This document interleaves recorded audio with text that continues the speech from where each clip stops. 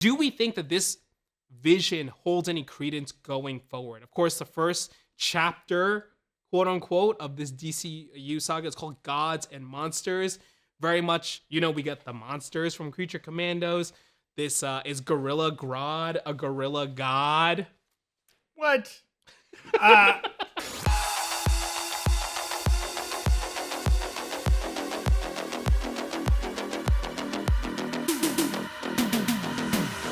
Welcome back to the break room. Did DC Studios' first project, Creature Commandos, stick the landing?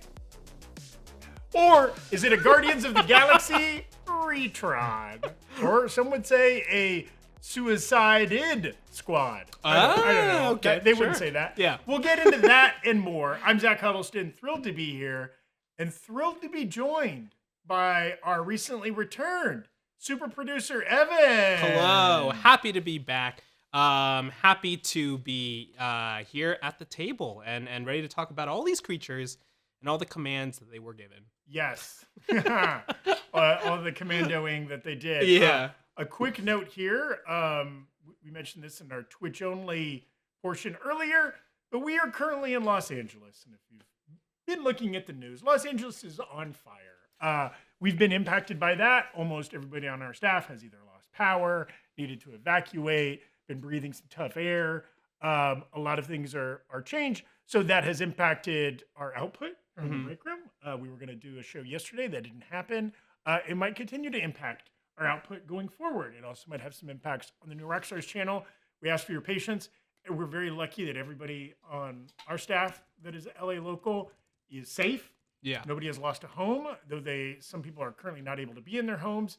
So we're very lucky about that, but it is going to have a big impact on us and our staff for the near future. So we'll see. We'll try to be pretty communicative on at least the break room social channels about if things are changing. But right now, if you've been following along the break room and you're like, where's the Skeleton Crew coverage? We're going to be back next Wednesday for the finale to talk about that. And all the episodes we've missed might be a little bit longer episode. It's been a great show. I've loved watching along. So we're really excited to get into all of that when the time comes.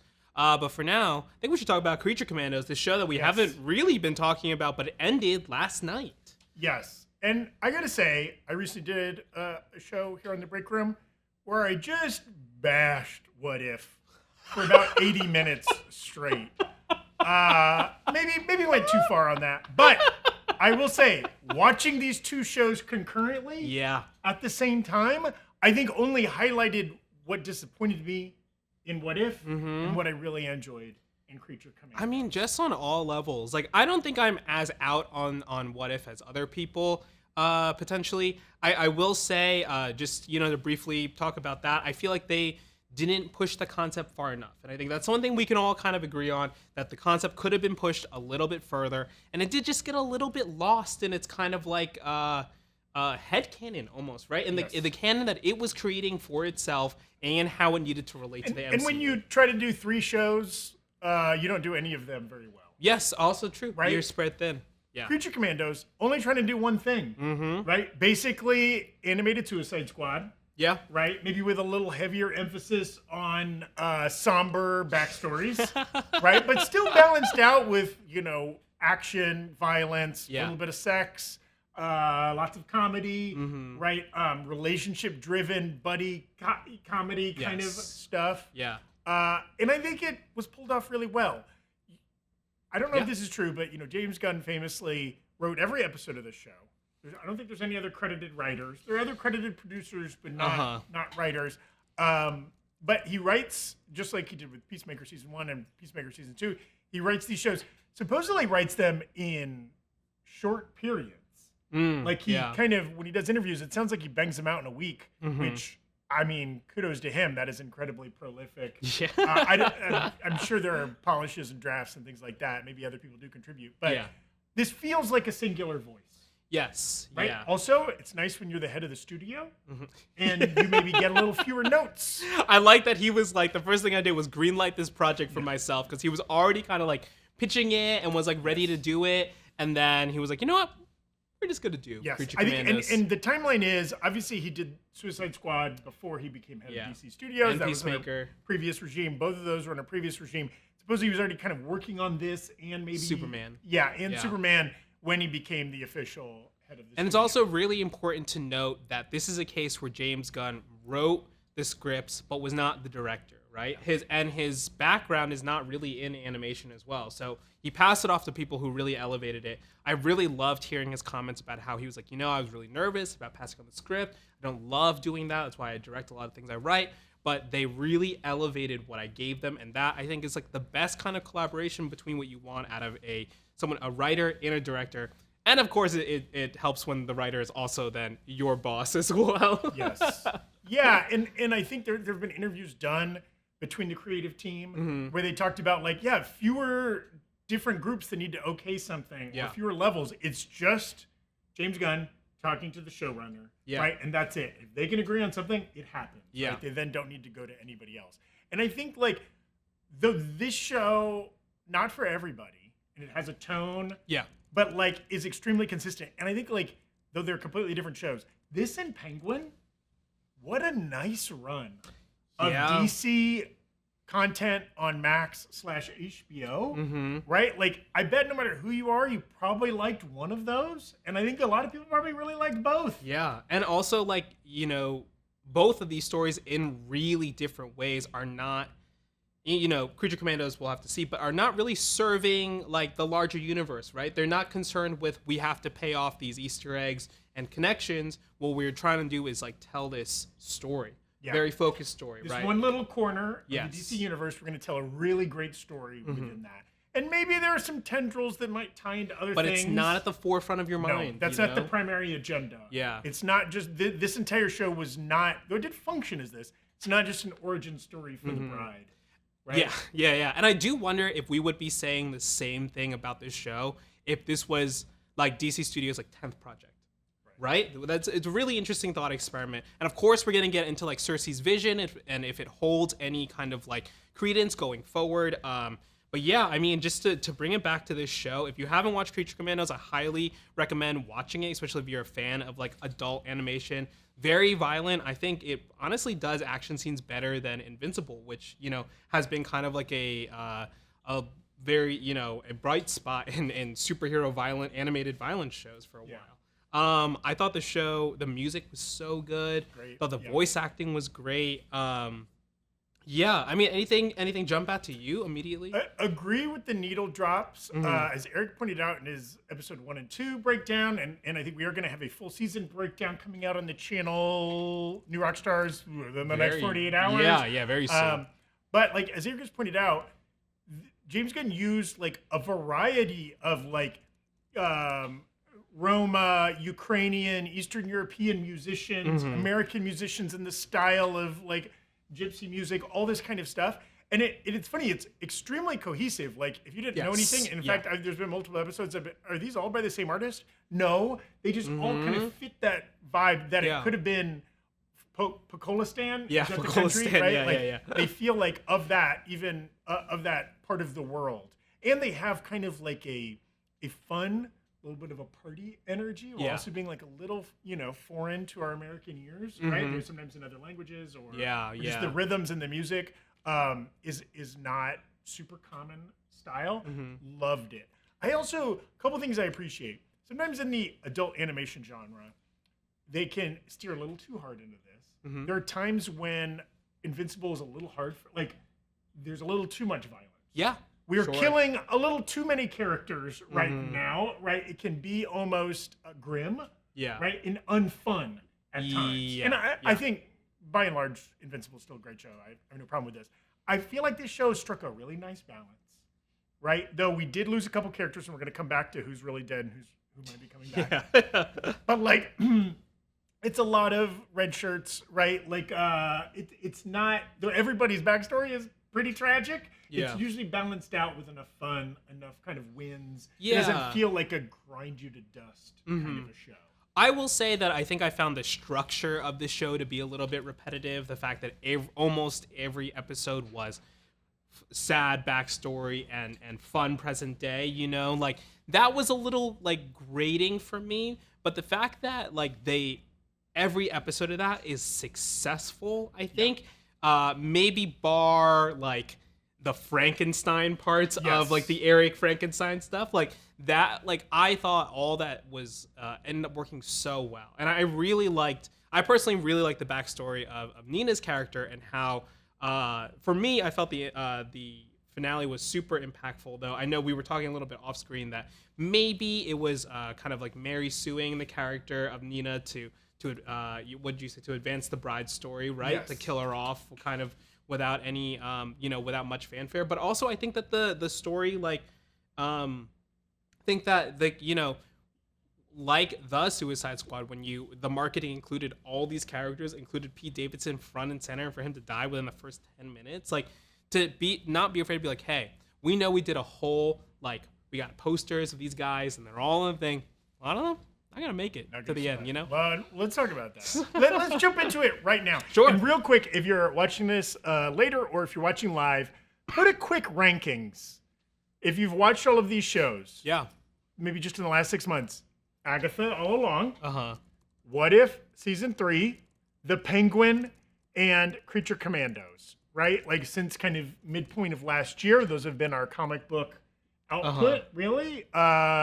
If you want to consider Craven, and don't consider Don't Craven. consider Craven, please. So just like what would your personal rankings be between those shows? I think for me, I'm probably I think Penguin is number 1 for me. Okay. Followed by Agatha and Creature Commandos are very close in my book. Tied for number 2, and then at number 80, What If Season 3. There's not 79 more things in between, but I mean, as low as possible is What If. I think mine might mirror yours. It's tough because maybe Agatha jumps. I mean, I'll be honest though.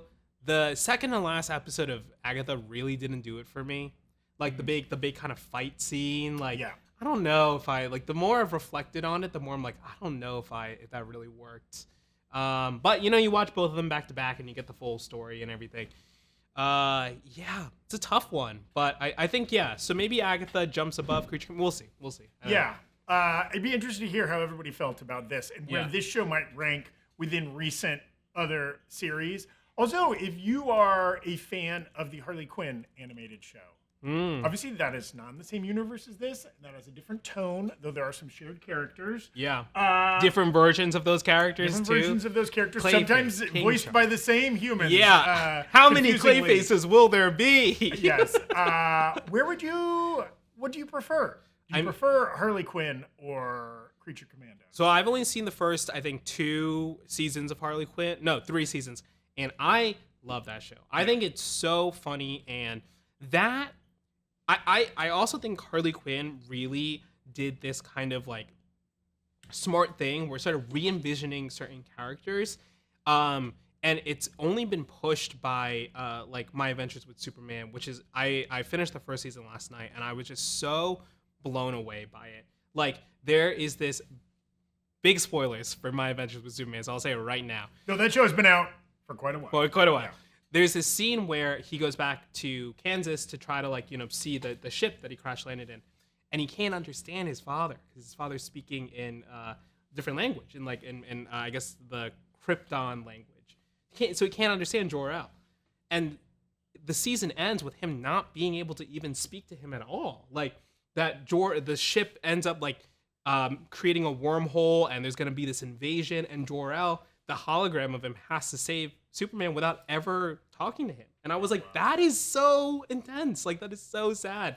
He's been afraid of these powers his whole life. So and he can't talk to his father in that sense. So I think with that, and then seeing Creature Commandos and James Gunn's willingness to now, as with him and Peter Safran taking over DC Studios, and then willingness to embrace like the different versions of like creators coming in to tell stories within this universe, is really, really exciting to see what they'll continue to do with other characters that, we've seen versions and versions of, that mostly tell the same origin story over and over. Yes. Yeah. How do we get there? Where do we go back to?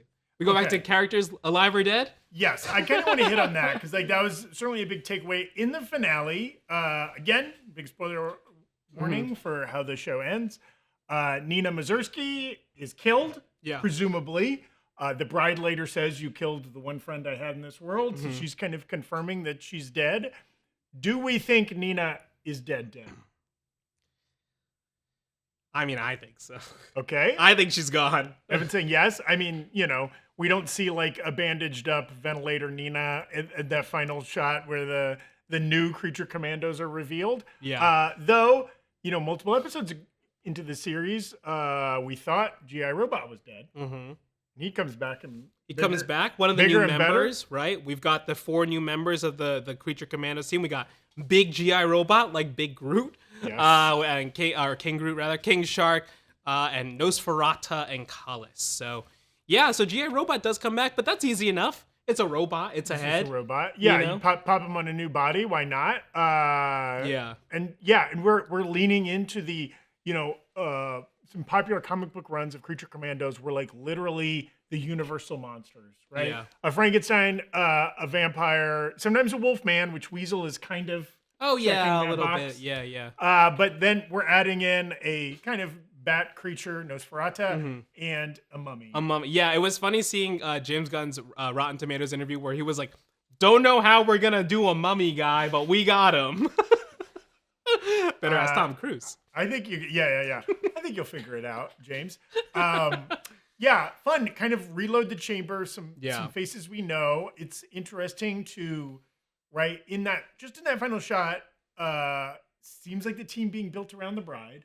Yeah, her kind of being the official leader of it. Mm-hmm. Now we know Rick Flag beaten but not gone. Not gone. Okay, he lives. Not only that, he better, keep his hair cut because Homeboy's going to be making a lot of appearances. He's going to be in Peacemaker Season 2 in August of this year. He's going to be in Superman in July of this year. And presumably Creature Commando Season 2, which has been greenlit. We don't know when that will be happening. You think he's going to be in Creature Commando Season 2? Yeah. Why wouldn't he be? Do you think he might not survive either Peacemaker or Superman? Peacemaker comes out after Superman. Yes. So logically, I think that's even a little bit far for James Gunn to be like, we'll do Peacemaker before and he'll die in Superman or something.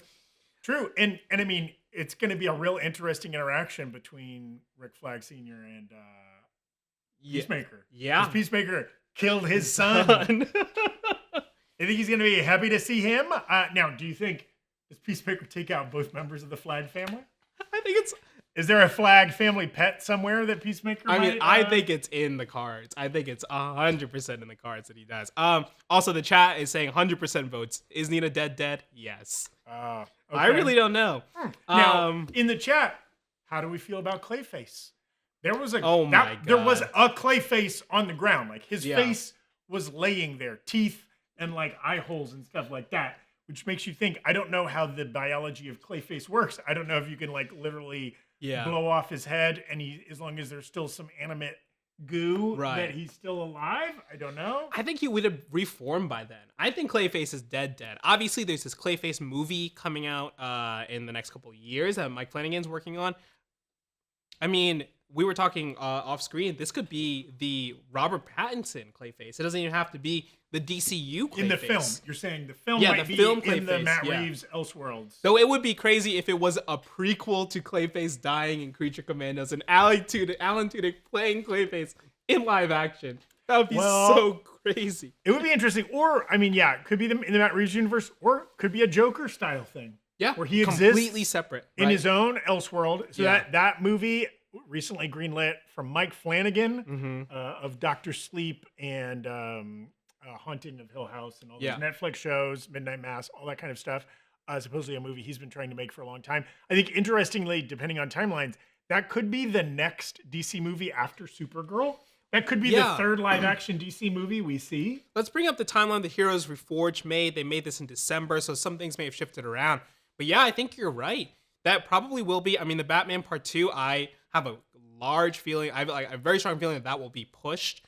And of course, we have these 2 untitled DC films that they've put on the slate. Thank you again, Heroes Reforged. They made this great, very clean graphic. I mean, we're gonna get some other movie right before Supergirl. And Supergirl. And I don't know what that's gonna be. And Supergirl's coming out 2026. So that means like something's got to be shooting ASAP right if now. They're going to squeeze it out. And I know James Gunn has teased that there's some stuff that like has been approved that hasn't been announced in the trades yet. So You have to imagine, like, they may not ramp up to peak Marvel of like 3 films a year, but like they're gonna want 2 Yeah, a year, 2 a year, right? Every year, no doubt. I mean, because unless Superman bombs, right? Unless they're like, oh man, Superman didn't work, but people love Peacemaker and they kind of like Creature Commandos. We'll see. I mean, the internet chatter hasn't been big. The fact that we don't have weekly comments of people being like, why aren't you guys talking about Creature Commandos? Sure. You know? Well, and I want to go to the chat there too, because like, what do you think kept Creature Commandos from being a gigantic mega hit? Just the fact that it's animated. And there's still just a giant portion of the population that won't watch animated shows. Just straight up, yeah. Right? 2, the fact that these are pretty obscure characters. I read DC Comics, and I haven't read a lot of Creature Commandos, right? Yeah. Like, these are not these are not A or B things. or even C tier characters. 3, is it the HBO of it all? If this show were on Netflix or Disney Plus, might more people have caught it?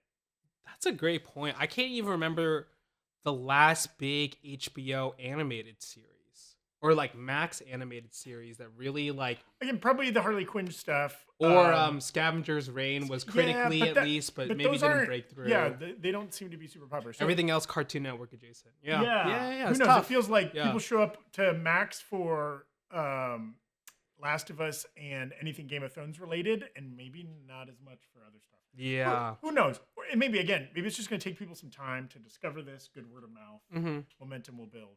What were we just talking about? Going forward. Yeah, okay. yeah. So going forward.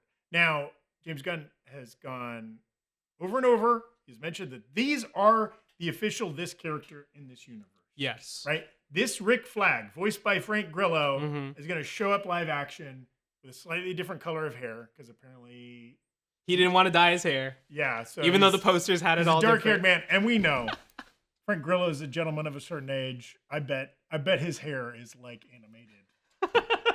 Rick Flag, okay? But in real life, there's a certain vanity. You want to keep your dark hair, whatever. But same voice actor. Now, what do you think the odds are in, let's say, in the next 2 to 3 years of live action DC? Do we see any of these other characters in live action? Now, besides Amanda Waller, live action, and Economos, the Steve Agee character, definitely going to be in Peacemaker. Definitely going to kind of show up in something. Yeah. Right? But do we see the Bride? Do we see Dr. Phosphorus? Do we see we've already seen Weasel in live action? Do we see him again? Yeah, I think that we probably will see just the Bride and not the whole team. I think that's how it's going to first work out, is that we will see the Bride first, not the whole team. Because the whole team's a lot, and the whole team is new by the end of season 2. Season 1. We need all of season 2 to come out to understand if even this is the new team. And if this team, are people going to really pop for Nosferatu live action on screen, No. I guess, like, you could make an argument, like, King Shark, also, along with Weasel, has been live action before. Right, yeah. It's a distinct looking guy. Man, I think it's going to be weird to see the Bride in live action. I can't wait. I mean, Brandon Russ in the chat has been saying a lot, like, the Bride is the one I want to see most in live action. I cannot wait to see how they do, what that look is going to even be like. And also, bring up the timeline graphic, too. I'm curious what project you think they'll show up in as well. Well, you never know with James Gunn, where, there's already been this speculation that in the Superman movie, like, the first 15 minutes might be him fighting kind of like a bunch of different foes. We know a lot of characters showing up in that movie. They could all just be like borderline cameos, right? Guy Gardner and like some of those people could be just in the movie for 60 seconds or less. So, like, do we see like the Bride in the back of a room filled with heroes or something like that? I'm going to say it right now, January 9th, 2025. Special Agent, Task Force X, whatever it is, the Bride, makes a 1-episode appearance in Lanterns. They send her out to consult on the case. Now, tonally, that is going to be so wild. The gritty, true detective version of Lanterns. We haven't even talked about that. And boy, I am jazzed about Lanterns. I know. You and I are riding hard for that. That's not going to be. Sure. I think that's 2026. Yeah. I see that till next year. Yeah. But again, just based on recent DC television output or Max output. Yeah. Ooh, baby. Come on. I Boy, that's going to be wild. If it's these two like kind of grounded cops investigating an intergalactic murder, all of a sudden there's a lady with freaking stitches across her face and like crazy hair. They But said, we heard there's some creature down here in Kansas. that said, Indira Varma's voice acting, loved it. Great. She was so good. I also like, I don't know whether it was like the particular accent she was using or what, but like I had a hard time being like, that's the same lady who was Ilaria Sand? Oh, yeah. Sure. Completely different kind of performance. Yeah, I forget where I've seen her from. And I've seen her in other stuff yeah. as well. She was in a recent Star Wars show, I believe. I think so, yeah. Ahsoka, maybe. But she was incredible. And like, what a fun written character. It's kind of badass. Played it so cool. Not Episode give an 2. F, kind of, yeah. She, like, the backstory is so heartbreaking, does it well, plays like being in Pakolistan so like cool when you know that there's this like very sad thing underneath and it sells it so well. Yeah, just great. The dynamic with Frankenstein. Yeah. Strange, unique. Haven't seen that portrayed very often. Also, like, quite a tightrope. I feel like, you already mentioned it, Evan, and same for me, the Frankenstein character in that portrayal might be the most polarizing part of the show. I think so. I think hit it's or miss. There were times where I'm like, oh, it's kind of fun. He's a big goofball, but he also feels like he's in a different show than everybody else. Yes. I think they were also saying that David Harbour was maybe one of the only people they didn't audition, so they weren't really sure like how he was going to do the character. That's not, I mean, but that really doesn't have any like credence on like how the character is written in the show. A little odd. I wish that they either did more with him or like had him be like a little bit more central somehow if he was going to be so intertwined with the bride in that sense. It did feel like, and he didn't even show up for I think the first 2 episodes or something like that, and then he's kind of just tagging along with Rick Flag. Yeah, and it's like so random.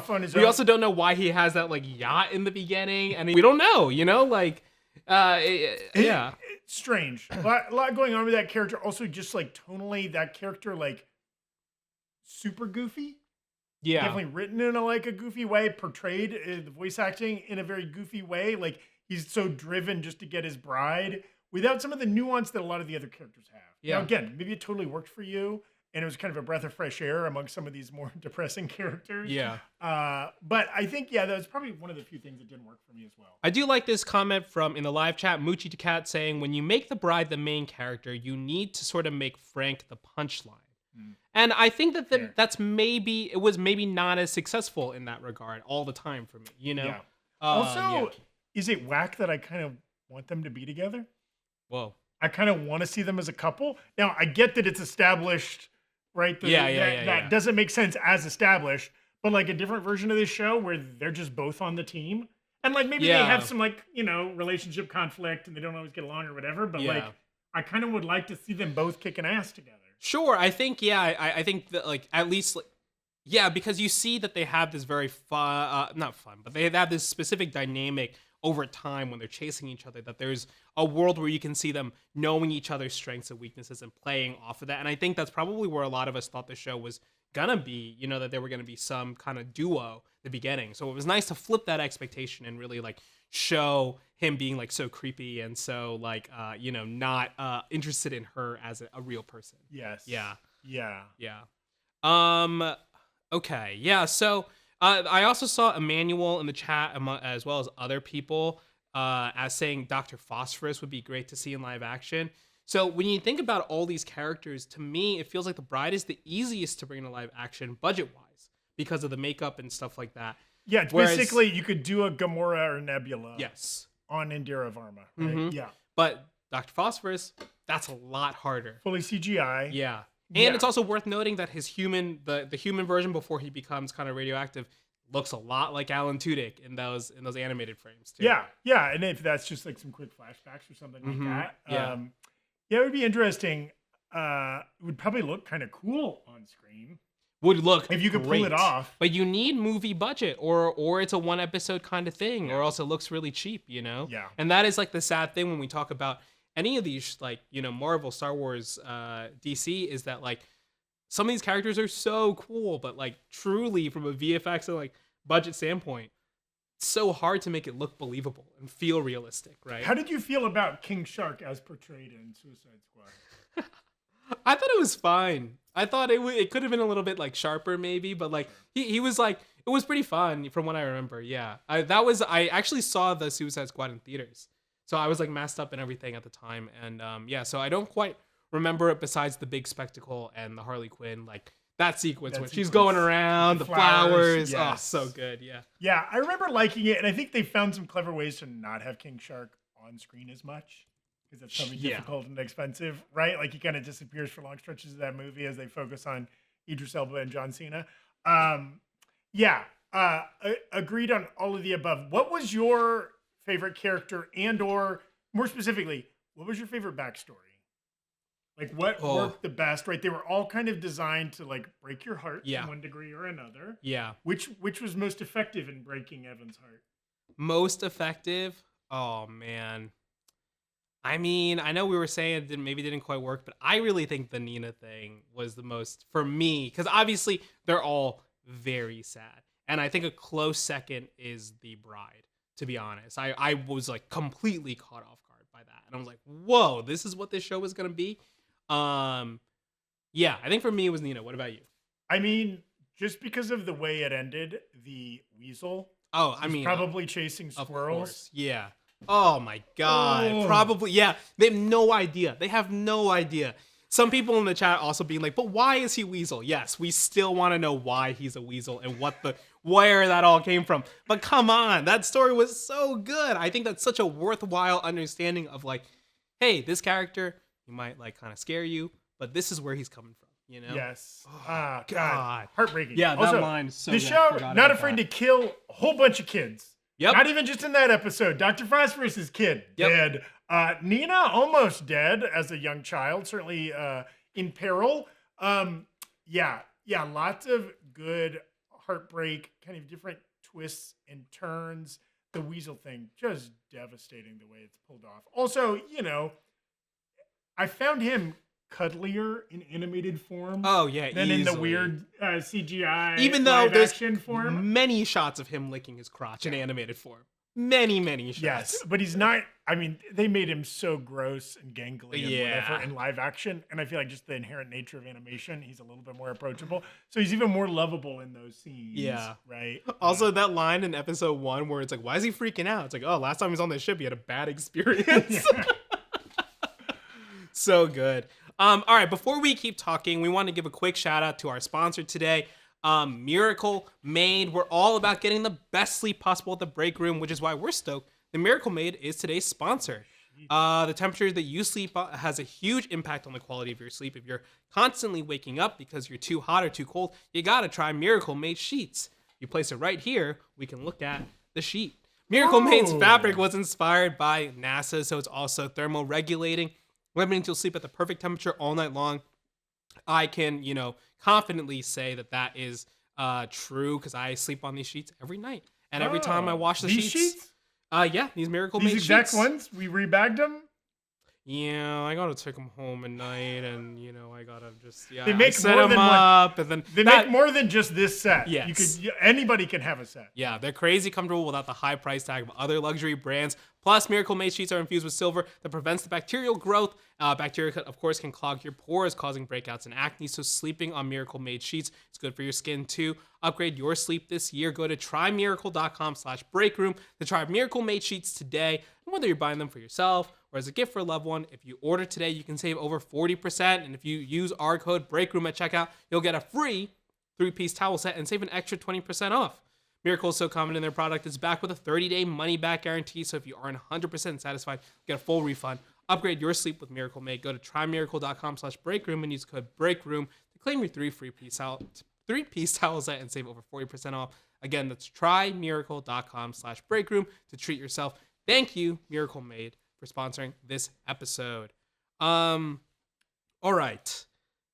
This vision in episode 4, I'm fixated on it. So, of course, we get this vision that Circe shows Amanda Waller. Look at all these heroes. They're dead. Alana's going around killing people with Gorilla Grodd, a frequent Flash villain. So there's obviously a lot of shenanigans towards the end of the episode. Clayface, that doctor, and all this stuff. But, at the end of the day, the vision was real. Circe was telling the truth. There's Gorilla Grodd, there's Alana, but Alana is dead. Lots of people in the chat saying that they were clapping when the bride shot her. I mean, I thought it was great. Do we think that this vision holds any credence going forward? Of course, the first chapter, quote unquote, of this DCU saga is called Gods and Monsters. Very much, we get the monsters from Creature Commandos. This is Gorilla Grodd, a gorilla god. What? Well, and it is interesting. What are the rules of Circe's visions? Yes. Because why didn't she vision bride killing the princess? Yeah. Right? If that was going to happen, can you change the vision? The future is just one potential outcome, but we still have free will to be able to change within it. Yeah, that's a little confusing. Is Alana really dead? Boy, I mean, she's dead. Bullet through the dome for a biological human feels hard to get over, but she does have some scars in that vision. That's true. Yeah. And it feels like, again, referencing Peacemaker Season 1, the last kind of TV show we saw from James Gunn, also in this universe.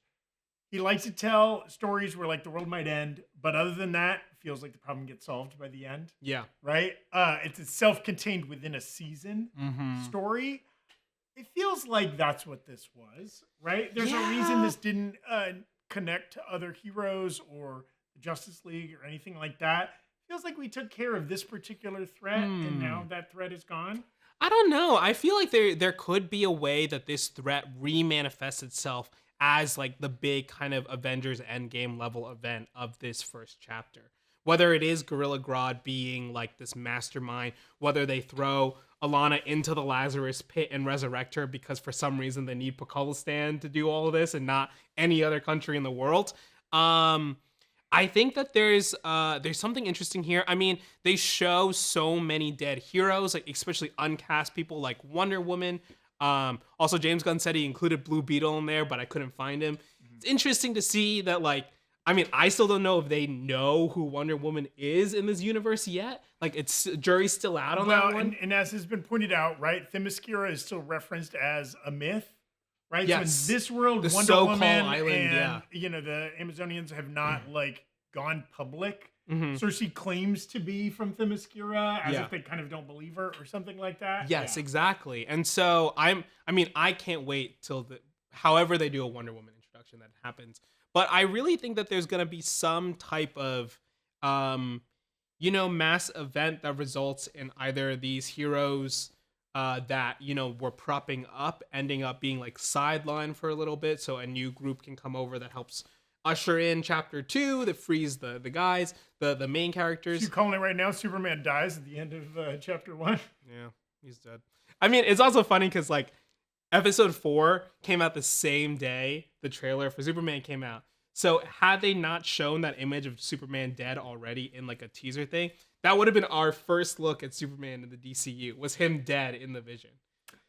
Good point. So, and also Batman and Wonder Woman, they're all dead in that shot. Couldn't disagree harder with you, Evan. I think they solved the problem. This particular, now every big DC movie, the world will be threatened to be ended, right? Somebody hopefully not. Well, but that's all superhero movies, right? Somebody's Hopefully not. end the world. What about Bumblebee? In the Bumblebee fair. movie, all they want to do is make sure they don't contact Decepticons. That's it. Because Decepticons might come and end the world. But I think like this, I feel like this story is told. I wouldn't doubt, it wouldn't be crazy to me if we never even revisit Pakistan. Maybe it gets mentioned, maybe there's some Easter eggs and other, but like we're done with that entire nation. Yeah, I think that's a good point. I mean, it is weird that their knights have all that, like those suits and everything, but it feels odd that this could even be a central figure in the world if their main princess is dead. Yeah. Wonder who's running that country now, that old geriatric. Oh yeah, she's queen still there. Yeah. Who's like drooling and whatever. But yeah, it does make me wonder then what will season 2 of Creature Commandos, what will it be? It was greenlit, I think, before the finale even aired, It was greenlit. So before the first episode aired, I bet James Gunn was ready to hit that button. Yeah. Let's go. I'll give myself another gig. I want to know if anybody has any inside scoop. What's James Gunn's pay structure looking like? Obviously, he gets paid as the head of the studio. He also, in Hollywood, you get paid for writing something. You also get paid for directing or producing or acting in something, and they're separate paychecks. Yeah. Right? How many paychecks is he making off of Creature Commandos? Gosh. 3, 4. Well, and if his brother is not giving him kickbacks, Sean Gunn. At every family gathering, Sean's like, "Don't worry, James, I got the dishes." Yeah. Can I wash your car, James? Yeah. You need a shoe polish? Can I? Yeah. All time, I mean, the Clint Howard All-Stars. Is there a sibling that has benefited more from their sibling success? You could make an argument that Elle Fanning would not have had the career she had if Dakota didn't blaze a trail as a young actress. There's the Baldwin acting dynamic. There's a lot of families out there. But there's also Tom Hanks, right? His brother does all the Woody voices in like video games and stuff. Yes, yeah, because he can do Tom Hanks's voice. He's just like, I just got to pitch my voice a little higher or whatever. Oh wow, that's pretty good. That's a good one, right? That's a good one. Yeah. Throw out in the comments who the other siblings that have just eaten off their more successful siblings. All the Kardashians. But yeah, that's true. Yeah, I'm really curious what season 2 is gonna look like. I mean, I also wouldn't be surprised if the first episode of season 2 they kill off Nosferatu and Collis, and they're like, all right, more creatures. Well, give them to me. Or do they need them because there's your backstory? Are they gonna keep the Orange is the New Black format of every episode forever needs to have a new character's backstory? I hope not. I really hope not. To be honest, that was my least favorite part of this season. Yeah. So just because of the way it impacted pacing and things like that. Yeah. And then also there's the one episode, I think the Dr. Foster's episode.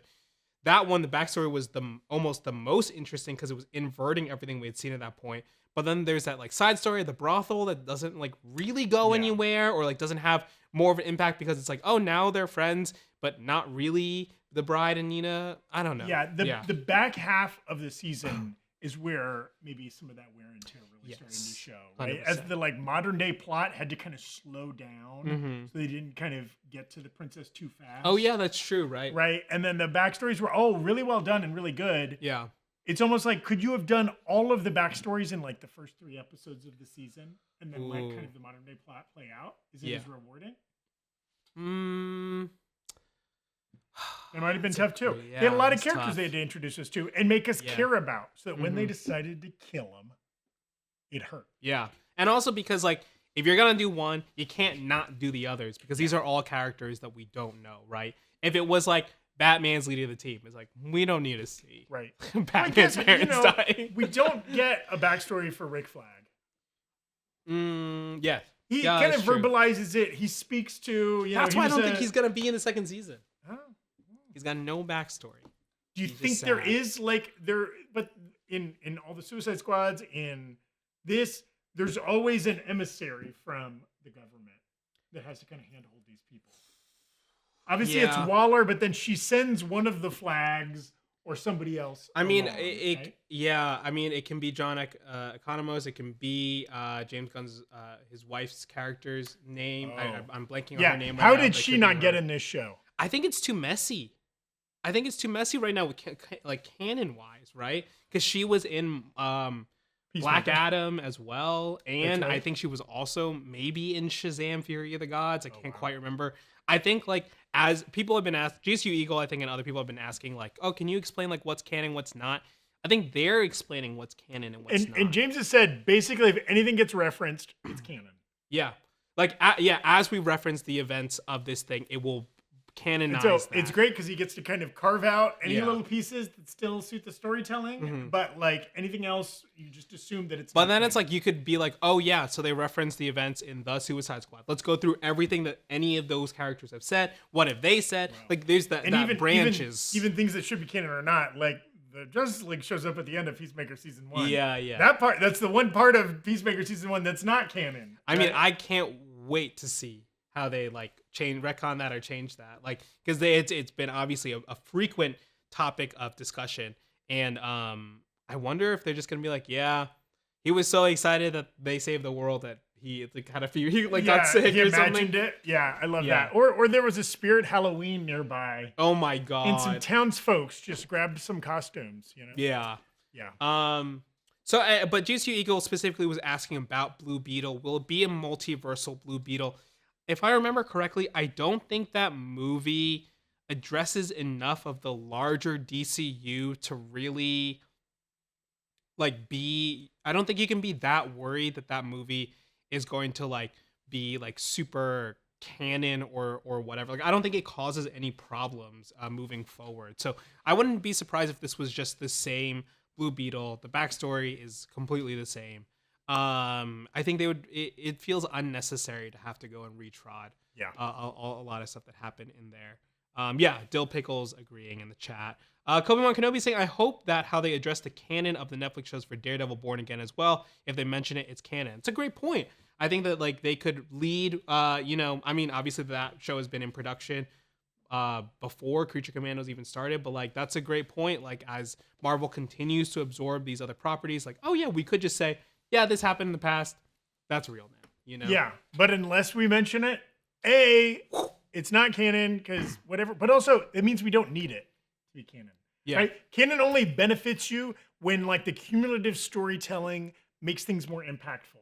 Right? In the storyline, this character used to be married to this character, so now it's such a big deal when they bump into each other, right? There's an impact. Yeah. Whereas, if they're not planning on doing anything with old events, then ignore it. Doesn't need to be canon, right? Yeah, 100%. All right, well, I guess as we wrap up here, any final thoughts about this show, Zach? Anything that we missed? We covered a lot of stuff. I loved it. A couple other things we haven't mentioned that I enjoyed about it. Not super long episodes. Yeah, very short. I appreciate a streaming show that's not the full 59 minutes. Yeah. Or whatever, right? Just because it's consumable. I don't have to clear off my calendar. All right. This is a terrible example. I just watched Severance season 1 for the first time over the holidays. I think that first episode's an hour and a half or something. Some of those. I was long. Oh my god! I love this show is so cool, but come on, guys. I'm also really enjoying that same aspect of Skeleton Crew right now. Yep. Those are brisk. They keep moving. And I think even, we nitpicked a little bit the backstories and how those are integrated in the episodes. But even those, even when they felt a little slow, the episodes just move. Yeah. Really economic storytelling. Yeah. Economos storytelling. Here we go. And, James Gunn, I think his particular style of dialogue and sense of humor, I feel sometimes it really hits, and sometimes it doesn't hit quite as well. Or it shows maybe not all the actors are quite can hit that voice, or the story isn't. But I thought this was great. I thought it worked, and I thought his voice really came through. I enjoyed this a lot more than I enjoyed Peacemaker season 1. Yeah, I don't know if that's the animated versus the live action, if there were other issues there, but so I'm interested to see what Peacemaker season 2 looks like after this show. Yeah. Does it have the exact same voice as season 1, or is that kind of gonna evolve? I mean, he was talking about it too. I mentioned this at the beginning of the episode about how the different projects can take on different tones and stuff. And he already knows, oh yeah, Peacemaker, I want to keep a similar tone to season 1, but it's gonna change now that I'm in charge of this whole thing. The references are gonna change and things like that. But yeah, to still have that character, kind of the Deadpool of their universe almost, will be really interesting to see. Thank you so much. Well, Evan will you. have some good points to bring up on our next episode of the Breakroom. Yeah. We'll be I remembered the thing I was going to say about Nosferatu. Thank you so much for watching. Again, we appreciate your patience. The fires in Southern California are having a big impact on us, our staff, our output. So there might be some things kind of coming down the pipe, changes, delays, things like that. We appreciate your patience with us as we try to stay functional in this crazy world that we're living in. Yeah. But stay tuned. Again, a full season 1 episode, full breakdown of Creature Commandos season 1 will be dropping on the New Rockstars channel sometime soon. We'll be covering Skeleton Crew on this channel and on New Rockstar. Yeah. And, it's January. It's the beginning of January, but soon, your friendly neighborhood Spider-Man. I mentioned Severance. We might be talking Severance as well, even if we're the only ones watching that show. Go back and I need to brush up on season 1. I watched it when it came out, but I mean, watched it I am since. so glad I watched that series now and not years ago because I've been like, no, where's the next season? I'm not gonna remember anything probably. Maybe there'll be a primer on New Rockstar. Maybe. That- So make sure to subscribe to the Breakroom channel on YouTube, of course, and follow us on Twitch where we do videos like this live. We'll catch y'all later. See ya. Bye.